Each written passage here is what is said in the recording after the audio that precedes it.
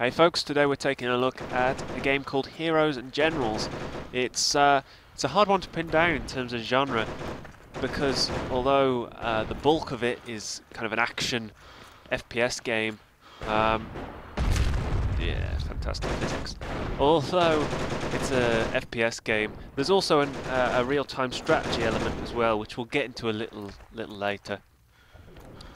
So this looks like it could just be a standard World War II shooter, and in some ways you'd be right. In the way that it actually plays, it's slightly more realistic than your kind of Call of Duty-esque titles like Blacklight.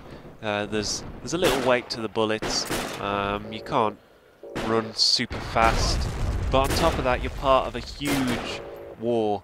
So think PlanetSide 2, where each player is trying to capture a certain location on a huge map.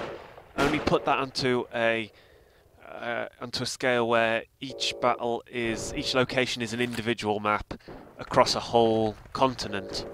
You do fight for Europe between America and Germany, because you know those were the only countries in the Second World War, and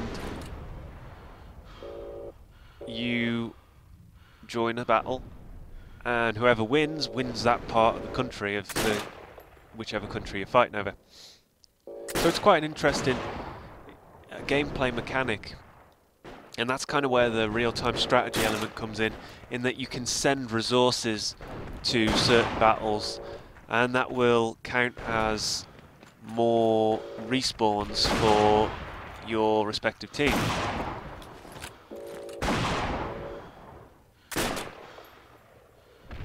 Now the problem with the real-time strategy element is that it hasn't really been built upon. You've got that and not much else, which ends up being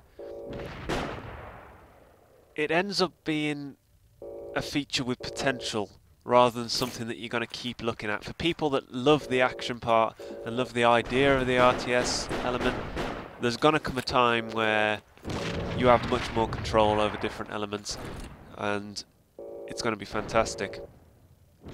But for now, it's not going to be enough to keep you there. There's going to be other games that you'd rather play online. So really, it's the fact that it's got the dual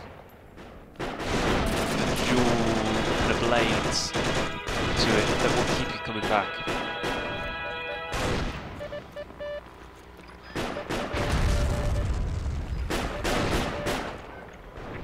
In terms of the game itself, you know, you can see the graphics there.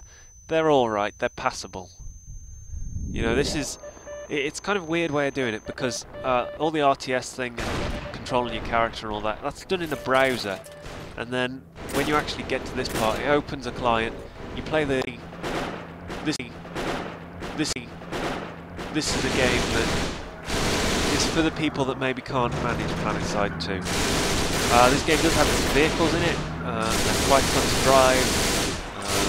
There are limitations, but even then, you know, it adds an element. Especially, I mean, you're about to see the best vehicle in any game ever. It's just so out of place, it is absolutely hilarious.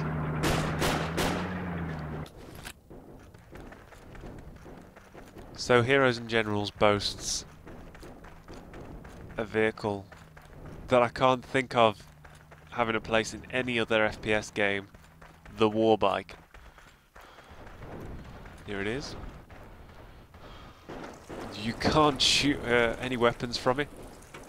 It's just a nice way of splitting up the gameplay and for getting from A to B.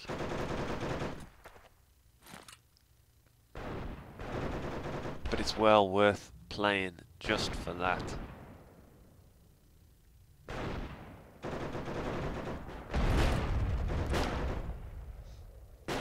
And of course,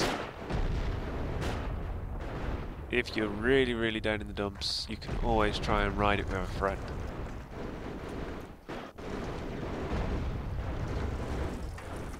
And why not? We need more war games like this.